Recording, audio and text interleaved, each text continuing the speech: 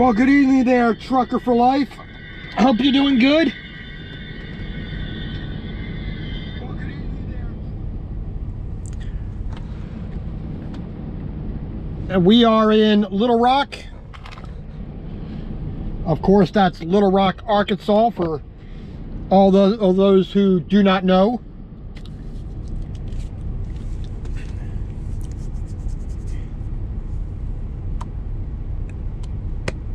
Tried to get into the Loves, but that was too crowded. So came down to the Pilot. You see, we're working on a little video here. Getting that all sent up to the old YouTube cloud. Yeah, there we go. You don't mind the mess if you could. Take a peek out the old window here.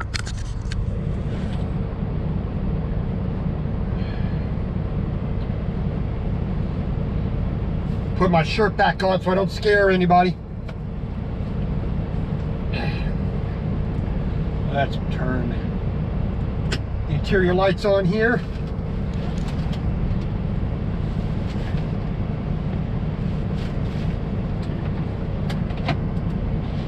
That out the way. Shoot. There we go. Now, just plug this in, see if we get a little power going to it. There we go. Yes, the truck is a mess. Get you something straight there. There we go. I'm a normal, typical truck driver. Yeah. Got my little desk built. I basically just have a half-inch thick piece of plywood. Sits underneath the cabinet right here. It just wedges right underneath there, holds the computer on. All right. So I don't expect many people to watch, but thank you for watching their Trucker for Life. Appreciate it. I am here at the Pilot in Little Rock, like I said, working on some video.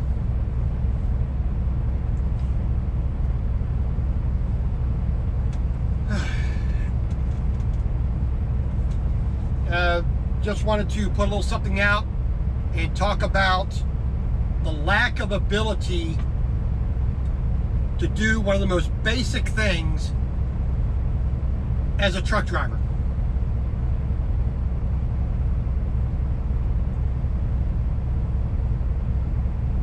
I got here at about 4:15 in the afternoon.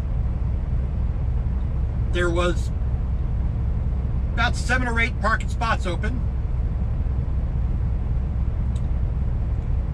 Lined myself up, backed myself in. Then I took one pull forward to give myself, you know, a little more centered into the hole. Not a problem.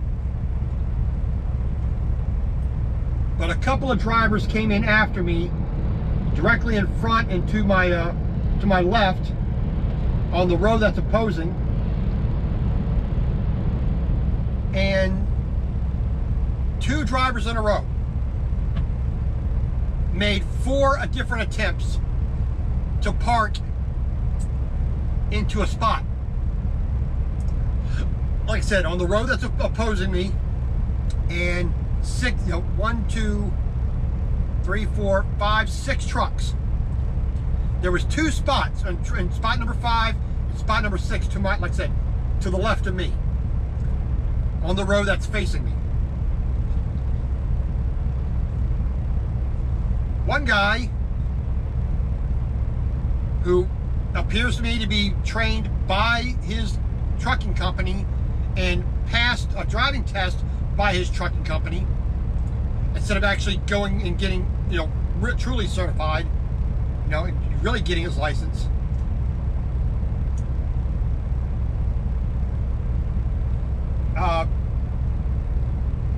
Had 2 spots empty to back into and couldn't do it. Came in from my left, from where the pumps are. Came in, set up too close to me. Tried to swing it in, couldn't do it. With two empty spots to back it into.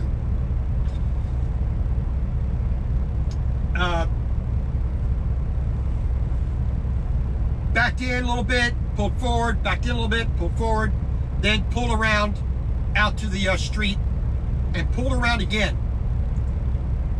Came back in and attempted to do the same exact maneuver again. Failed to get it in the hole.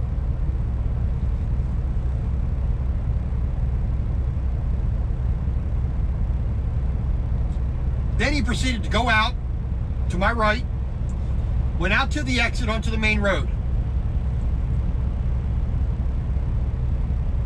And at the main road, right at the exit, he attempted to do a U-turn.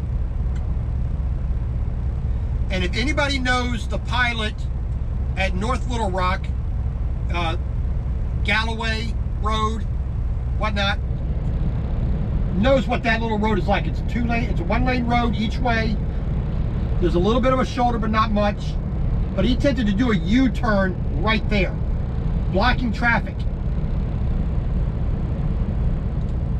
Not a brilliant move. So then, they finally got themselves straightened out with the help of another driver who was, trying to tell them to not to do that. They went up, got turned around down, I guess down towards where Maverick, trucking is. Came back and attempted to do the same maneuver again. And then a truck had just pulled out off to my right, about 4 or 5 spots down to my right. So he pulls up, a nice straight even backup. He had more than enough room to back straight into that spot, and was having difficulty doing that. Basically pulled all the way out into the street and still had to fishtail it all the way back into the spot.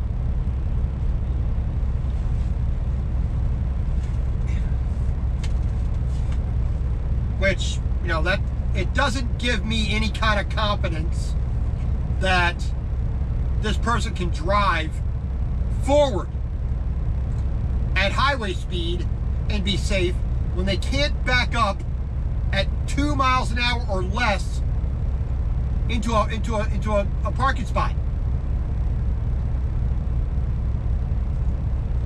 I mean, the only drivers that I could possibly think that would never have to park in a parking spot or back up to a dock would be a gasoline, a gasoline tanker truck, diesel tanker truck, somebody delivering fuel.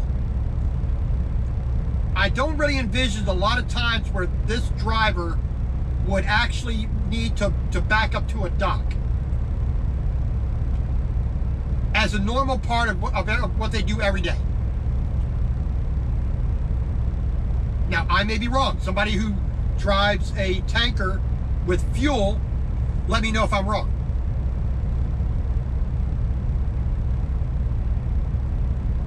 Another person who would very rarely ever pull into a dock would be a trucker who has an RGN. They have the little gooseneck on there, comes down, hooks to the front of the trailer, lifts it up, heavy haul type thing. I mean, what was that guy? What's the YouTuber? Sergey Drachev does heavy haul. He drives an RGN. I mean, very rarely you're going to back into a dock.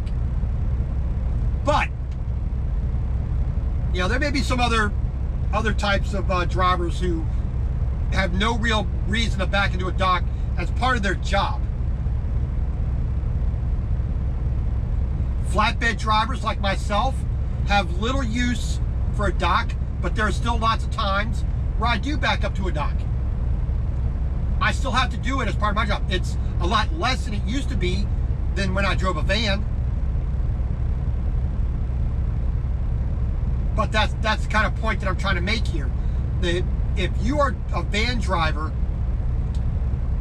every single day of your driving career as a van driver, you are backing into a dock, into a parking spot. Every day. You cannot pick up or deliver without backing up to a dock or into a parking spot. Except on very rare cases, like you're doing some deliveries where you're grabbing it with a pallet jack on the truck or whatnot, but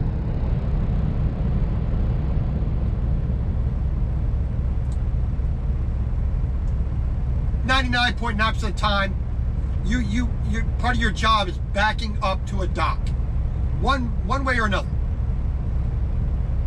You drive a reefer, you drive a dry van, you're backing up to a dock all the time. You come to a truck stop, you back up all the time. Every time when you go to driving school, you are spent in a yard at low speed, first learning how to back up, how to parallel park, how to straight line back, how to alley dock.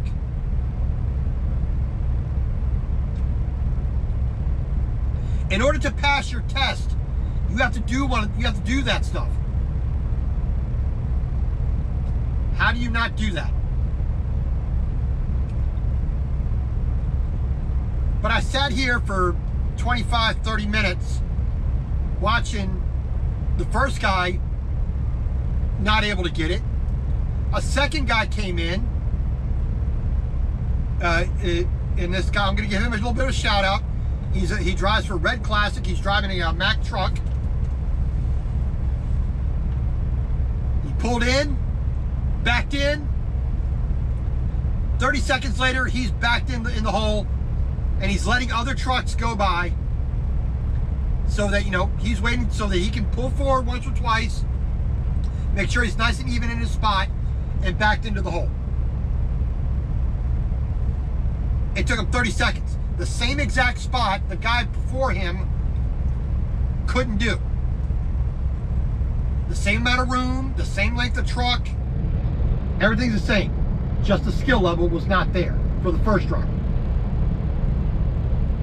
Now, another driver pulled in the same exact way as the first guy, tried to put it in the hole, and he was this close. He had to take a little bit of time to, make sure he bends it around. He had plenty of room on the left side.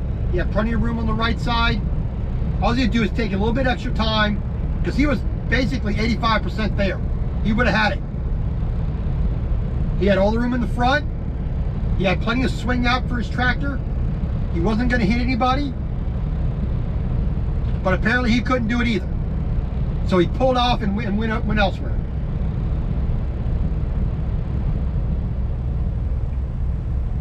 Now, Mr. Red Classic did it. The gentleman to my right, or to my left over here, he pulled in, lickety split, no problem. A guy two trucks over, pulled in, backed up, one shot, he was in the hole. One little pull up and back to make sure he's centered. He was golden. Not a problem. Now I want to get a definite shout out to Mr. The gentleman in a black Volvo from Cheese and Produce Transport out of Okosso, Wisconsin. The same exact spot that two other drivers couldn't get into, with half the parking available to him than the first guy had. The same amount of parking space available the second guy had, without batting an eye. 45 seconds, he would put it in that hole without hitting anybody, without a problem. And the gentleman, I went over and talked to him for a moment. He said that he's been driving for about 3 days. He's been a truck driver for 3 days. Now, he didn't drive like he's been doing it for 3 days. I think he may have been fibbing to me on that one, but, you know, I doubt it. You know, I got no reason to doubt the guy. But I just went over and, you know, I just said, thank you for driving with a bit of sense. Thank you for being able to park your truck and being a professional driver. Thank you. Now, why is it that some drivers, the one thing that they have to do every single time before they are allowed to drive the truck, either in training or during their test, they all have to park. They have to show an ability to park to their trainers at whatever school it is, even the crappy company-sponsored schools and company test out, you know, departments of those schools. You know, for the trucking companies, you have to learn how to park. You have to park every single day.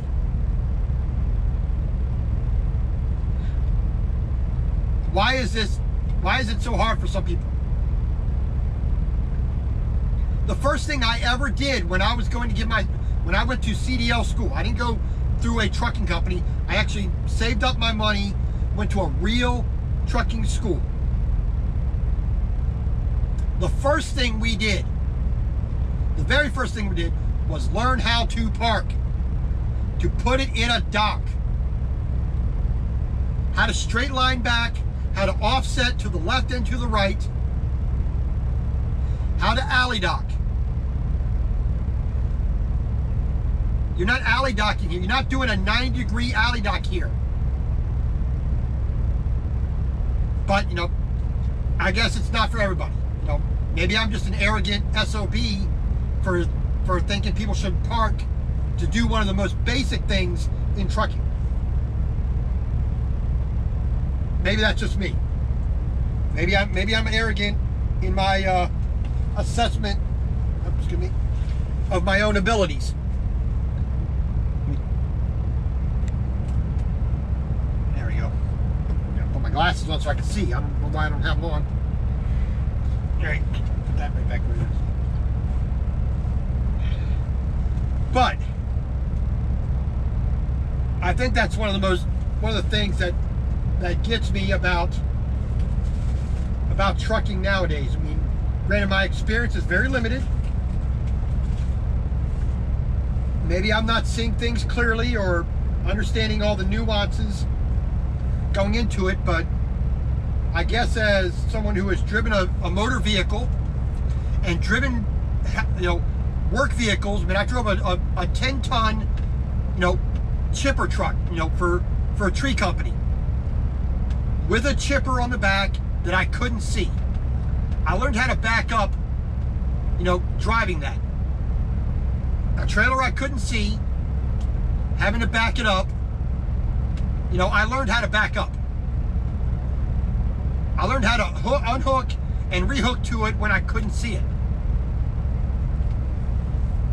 I learned how to drive it when I couldn't see it. So maybe that experience kind of, you know, gave me a little leg up. But, you know, let me put that down there.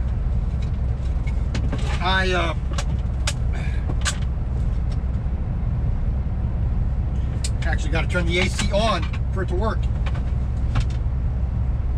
But, you know, like I said, maybe my view of it is not exactly the real world. Maybe I'm being too judgmental, I don't know, but it just seems like it's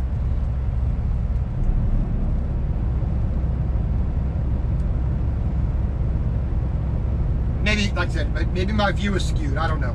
It just seems like there's a lack of attempting to be a professional doing the job. But, you know, like I said, that's the fun I had sitting in here after I got myself parked.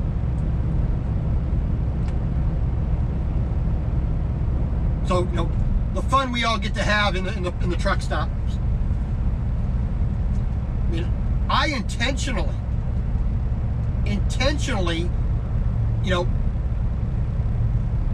keep my skill level at a level with parking as high as I can, because I don't want that ever to go down. Because that's when a lot of accidents happen, in the parking lot, because people don't practice that skill. Oh, there's a pull through. I'm going to use that because I'm too lazy. And there are times, I'm going to admit it, there are times where I want to be lazy. I am just not in the mood to back up a truck. There are times I do use a pull through, but I try to avoid it as much as possible. I will intentionally go to a parking spot where I have to back in, just so I can keep my skill level a little bit higher. A, it benefits me. I benefit from having a higher skill level. I have less chance of hitting somebody else because I'm paying attention and using my skills to their maximum and doing it properly every time. Number two, the individual on my left side and on my right side and the individuals in front of me all benefit from that as well, because I'm not hitting them. So, you know,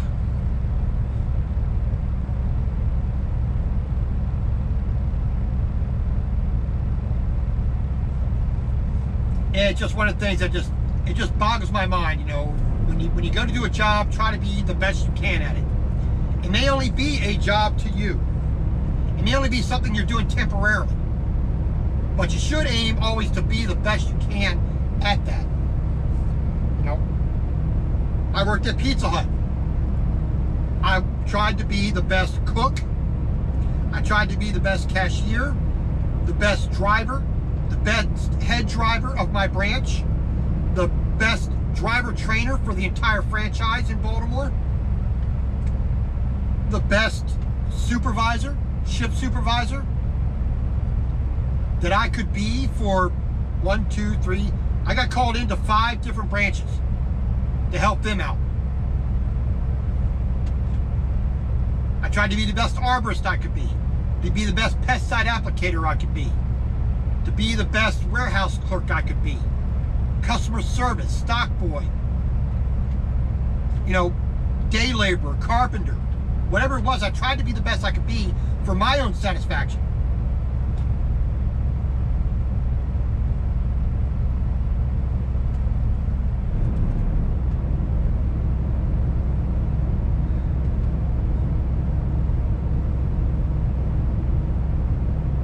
It's just one of those little things that I think we need a little bit more of in our industry of trucking.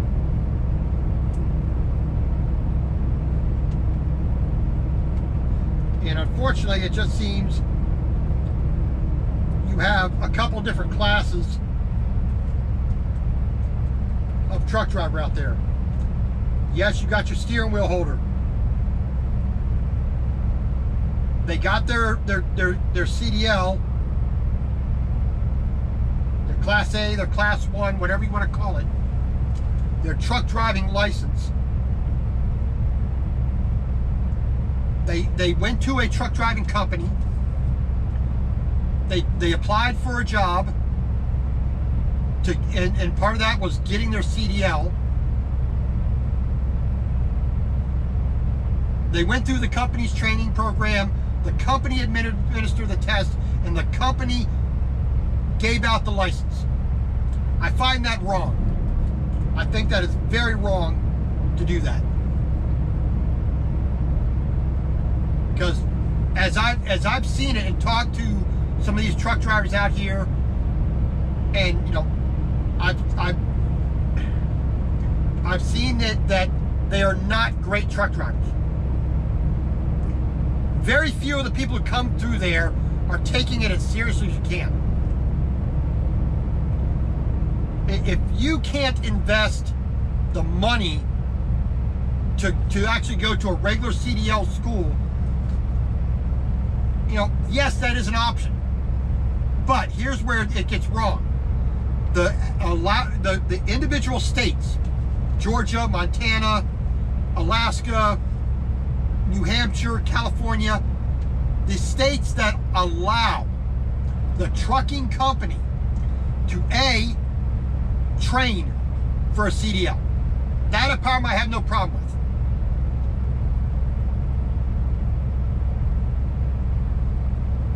It's the second part of that, the testing of that CDL driver. That should never be handled by the trucking company that is training this individual.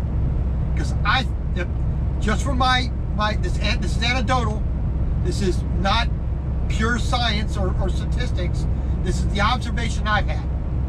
The people who come out of that,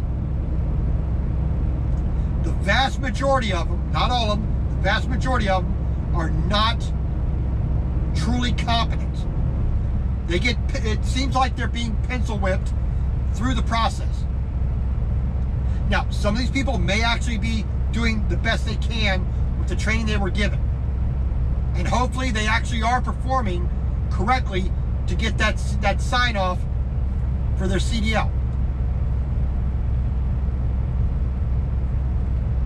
But there are times where I'm looking at the observations I've made, it's not working. It's putting bad drivers on the road and everybody suffers.